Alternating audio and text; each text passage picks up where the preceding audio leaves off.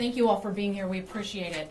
We want to first get out, actually introduce everybody that's come together here. You see the plant manager here from Exxon, which we've been working with from the get-go on this, Jason Duncan. My name's Natasha Barrett. I'm the City of Baytown Public Information Officer, and we're working together with Exxon to bring information to all of you. First and foremost, we realize that people who live here in Baytown and our surrounding communities are worried. You're concerned. This has happened before in this general area, not with Exxon, but with another plant. We understand that, and we've been working hour after hour to check on things, to monitor air quality. And we are here to tell you what's going on, what is out there, what is in the air. So let me first introduce everybody else that's here, and then Jason's going to take the helm and talk to you about what is happening at the plant. To my left over here is our fire chief from the City of Baytown, Kenneth Dobson. To his left, Laura Alvarado. She's a city council member from the City of Baytown.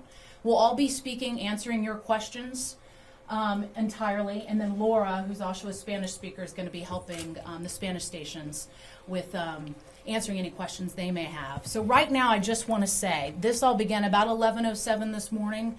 Our City of Baytown Emergency Operations Center was activated. So what does that mean? That means all the experts, the officials here in the city came together and started communication to figure out what was going on, what needed to be on the ground with Exxon fire teams to assure that everyone is okay, and if anybody needed any treatment, they would be okay. As a city, the City of Baytown, through our social media platforms and through phone calls, our swift reach system, we called all our citizens and let them know about a precautionary shelter in place. That was about 11:17, and we've told people that that shelter in place is still going on just to be on the safe side. I know a lot of people are worried about what they're breathing, and we're going to get to that right now. We had outdoor warning sirens that were activated about at 11:20, right, Jason? Yep, 11:20. And Baytown Fire has been on the scene to help with anything that you guys at Exxon need. So right now, I'm going to give the floor over to Jason so he can talk about what's happening at his plant. Jason? Yeah, thanks, Natasha. My name is Jason Duncan. I'm with ExxonMobil. I work for ExxonMobil, the Baytown Olefins plant manager here. So, as Natasha said, let me just go and say, I know there's a lot of concern in the community for the fire that we're currently addressing. I do want to take this opportunity to be very clear and transparent about what is happening out at the site. And so, with that, I'm going to give you some information from a statement that I have prepared. So, in response to an explosion and fire at the ExxonMobil Baytown Olefins plant, our emergency response teams are in the process of executing our response plans to ensure people in our community and our facilities are safe. And let me just reiterate, it is our number one priority to protect the people in the community and the people that work for us at ExxonMobil. The process unit affected by the fire processes is a light hydrocarbon mixture of propane and propylene.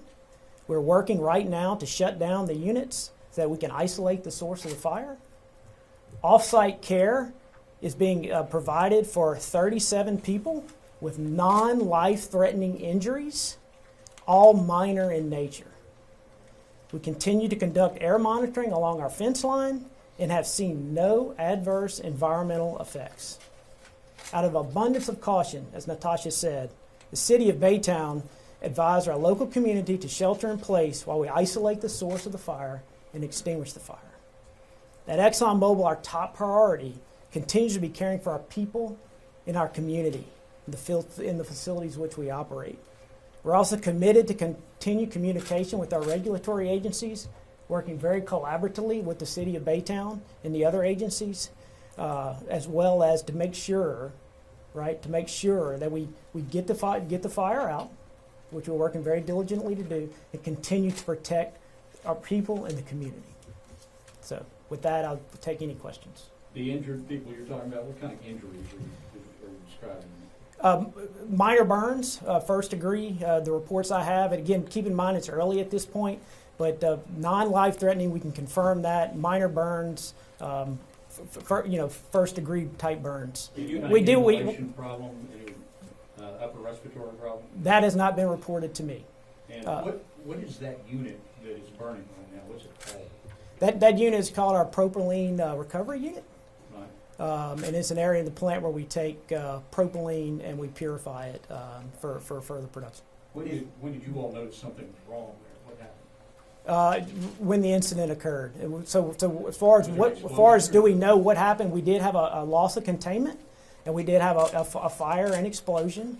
We do not know what the cause of that incident is, but I can tell you we're going to work diligently to figure it out, right? So it doesn't happen again. Apply the learnings. We're going to share them with our industry, right, to make sure it doesn't happen at another site. Jason, does Yes, loss sir. of containment mean that you had a product that got out of the... Yes, sir. Loss of container containment means I lose containment of our hydrocarbon outside of a pipe or a vessel. Do you know how many people were working there at that time? No, sir, I can't confirm that. I can confirm that we do have 100% accountability of our people. And I talked about those that were getting the medical treatments. Were there any explosions at the time of the fire? Explosions? Yes, there was. There was a reported explosion. Yes, sir. So, just going back, is 37 people with minor injuries? Minor injuries, non-life threatening. And are those mostly burns, or are we talking about other things? I don't have the details, sir. It's early yet for me to Mr. have. Duncan? Yes, sir. Has the refinery had to cut back because the propylene unit can't take the feed from it? Has production at the refinery had to cut back? Yeah, I can tell you it's our priority to make sure that we maintain stable operations, obviously to protect the community and the people that we work. Our systems that you see, our safety systems activated as designed, and we have a very integrated incident command structure that we utilize across our plants in the complex to make sure all that is managed safely. So has production been Yep. reduced at the refinery? I can't. Because feed can't go to the propylene unit? Yeah, right now I can't address the specific reductions that we're taking. Okay. But there are 'Cause no. What I meant to say is I'm not aware of the reductions. Right now, our priority is the safety of the people in the communities in which we work. It's not on the production of the facility. And if I could say, one thing we do want to communicate to everyone watching is the safety right now. So let's go over Absolutely. that. Air quality. People see Mhm. the black smoke, and of course they're worried. So if we could talk about that and what they're breathing and what you found through air quality monitoring right Yeah, now. Natasha. Yes. So right now, what is on fire, as I mentioned in my statement, is propane and propylene mixture. It's a light hydrocarbon mixture. There's been non-detectable quantities. We've seen no adverse impact to the environment based on the fence line monitoring and the monitoring in the community that we've done, working collaboratively with. And that's going to be ongoing throughout the day. We'll continue and to further. do that. And that's Continue not to make just sure it's your safe. monitoring. No, the monitoring is going, but the city of Baytown is doing monitoring, Harris County is doing monitoring, and ExxonMobil. As well as our fence line. Yes, sir. States in there somewhere too, aren't there? Oh, they're always checking in with us, that's for sure, and Well, we're no, checking you're in with them. monitoring the air. Of course. Yes. Yes, sir. Okay. An employee gave us a call and said something about possible radiation leak caused by the fire. Can you verify that? No, we can confirm a no radiation leak. What you're likely referring to is that we do have some radiation trucks, right, that are used to inspect our equipment. They're over 300 feet away from where the fire is occurring, and right now there's no concern that we have of any radiation issues. Hospitals, how many of them are of the 37 are in the hospitals right now, and which ones? The latest update I have is zero. So no one's in the hospital? Nobody. Do you have any idea how much longer this is going to burn? Yeah, I'll tell you right now, our focus is on obviously isolating the unit, which we have done, right? What you see now is residual hydrocarbon burning from the unit. We have the area contained, and we have the firefighters our highly trained firefighters are actually doing a great job with containing the fire. I can only speculate how much longer it will be, but just from the visual, you can see that the fire is starting to Is the fire under control? Is it under control? What's that, can you say that Is again? the fire under control?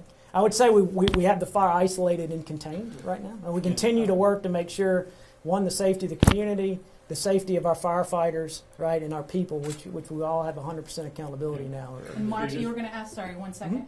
It sounds like you have released some of your workers for the day. Yes, sir.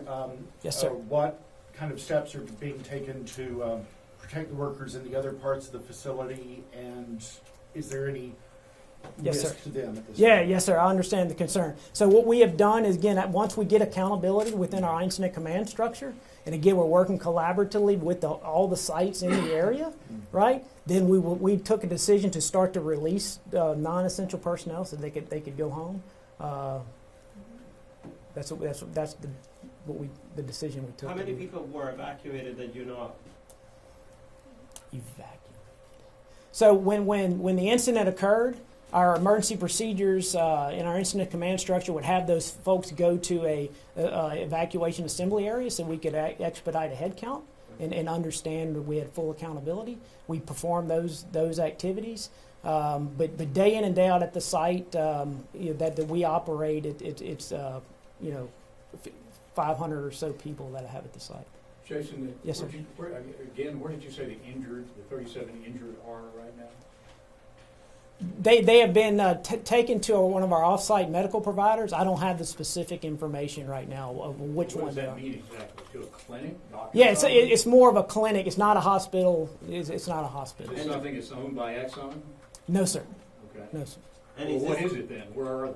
What's the name of it? They're at our off-site occupational. I say ours, the one we typically use in our day in day out business. It's I don't have the name You to don't be know honest. who that is? You It's don't know? OcuCare.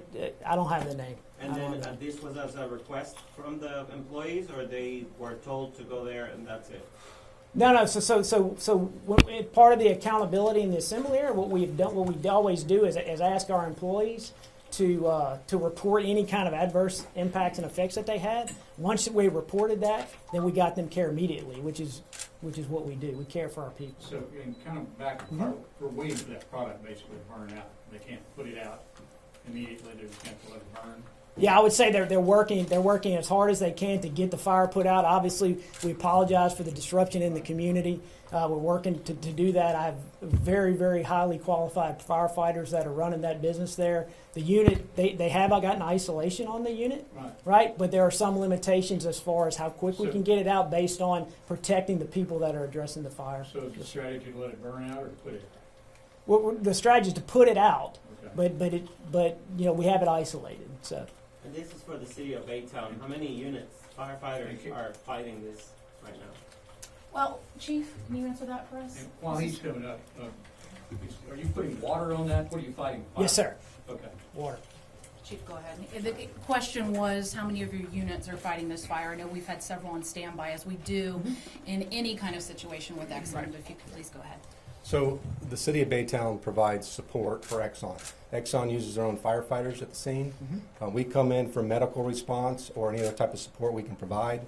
The city of Baytown had 3 ambulances, 2 engines, and a hazmat vehicle, and 2 command vehicles there in support of.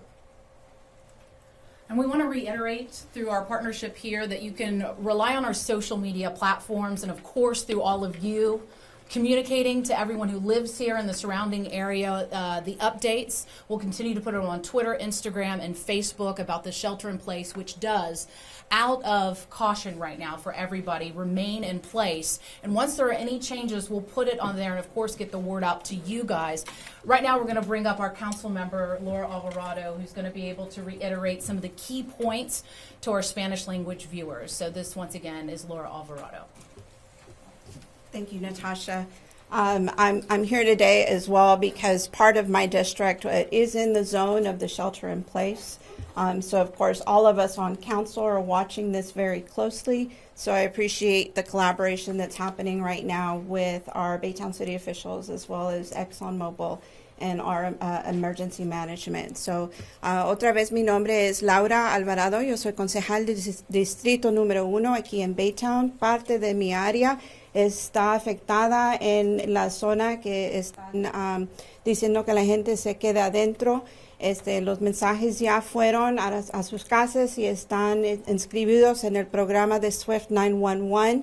Eso también está disponible en la página web de la ciudad de Baytown para que tengan información en qué es lo que está pasando con la emergencia. Ahorita la prioridad número 1 es que contengan todo en esa área, y eso es lo que está pasando ahorita.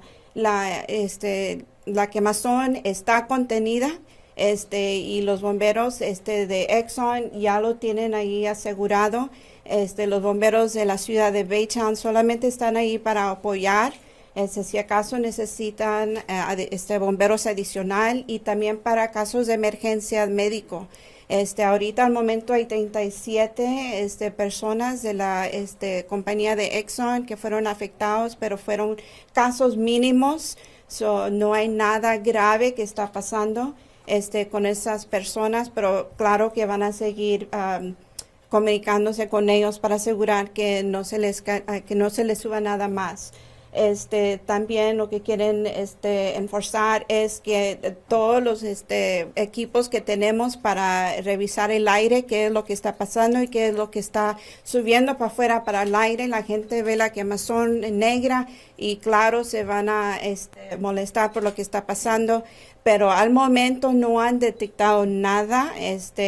No nomás la ciudad de Baytown está con el equipo, pero también la oficina de emergencia de nosotros de la ciudad y también el condado, y por seguro también el estado también está mirando todo lo que estamos reportando sobre la quemazón. Sí hubo una explosión, pero otra vez para decir que está todo al momento contenido y la gente puede asegurar que estamos trabajando muy duro con Exxon y con todos para seguir que se calme todo ahí en la planta. ¿Hasta qué hora pudiera estar la orden de resguardo? Ahorita en ese momento no se puede saber. Estamos nomás siguiendo monitorar lo que está pasando en la planta. Ya pues si han visto recientemente ya se ha reducido el fuego que está allí. Tenemos que revisar que todo esté bien. Todos los empleados de Exxon que estaban en la área están acontados. No hay nadie que se quedó allí al momento. Otra vez la prioridad sí es que todos estén fuera del peligro. Esa área que usted describe, Distrito 1, ¿hay algún oficial de la ciudad que esté ahí monitoreando que nadie esté enfermo ni nada por el estilo? Pues yo soy la representante de ahí, de esa área. Yo estaba muy cerca cuando pasó. Y empecé yo a fijarme en mi teléfono qué lo está pasando. Empecé a ir a manejar en la área porque hay mucha gente en mi área que pues hablan español o no tienen manera de poner el app que tenemos para que les llamen y que algo está pasando. Yo más o menos sé quién son esas personas y puedo ir y manejar alrededor de la área. Nosotros siempre estamos a cuidado con las personas y mandando la información. Thank you. And thank you so much for helping us with that, Laura. I No appreciate problem. you. And thank you all for being here. Once again, we'll communicate to you the next time we have some more information and or a press conference and any information to get out to the public. We appreciate you being here today. Thank you. Thank you.